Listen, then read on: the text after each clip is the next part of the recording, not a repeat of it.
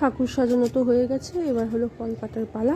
যেহেতু আজকে পূর্ণিমা, তো 5 ফল মিষ্টি দিয়ে পুজো দেবো আর কি। তো ফলের মধ্যে আছে তোমার মৌসুম্বি, আছে শাক আলু, আছে কালো আঙুর, আছে শসা। তো এরকম 5 ফল দিয়ে পুজো দিচ্ছি আর কি। ও শাক আলুগুলো না অনেক বড় আর কি, বেশ এক একটাই 500 ওজনের আর কি, অনেক বড় শাক আলু। তো বাড়ি থেকে এখানে ভ্যানে করে যাচ্ছিলো, তো সেখান থেকেই নেওয়া আর কি ফলগুলো। যেহেতু শাশুড়ি মা নেই বললাম, ওই জন্য ভ্যানে করে যাচ্ছিলো, তো বাড়ি থেকেই নিয়ে নিয়েছি আমি।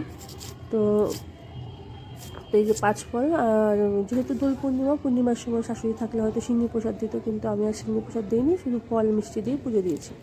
ঠিক আছে। আর এই হলো মিষ্টিটা, গতকাল একটু বেরিয়েছিলাম, তো মিষ্টিটা না কী মিষ্টি আমি ঠিক জানি না, নামটা ঠিক জানি না, তো ভালো লাগলো তাই নিয়ে আসলাম আর কি। তো পুজো দিয়ে দেখি, তারপর টেস্ট খাবো, প্রসাদ খেয়ে দেখবো যে কেমন। আর এখানে রসগোল্লাও আছে আর কি। তো এই যে ফল মিষ্টি দিয়ে আজকে পুজোটা সম্পন্ন করলাম। তো তোমরা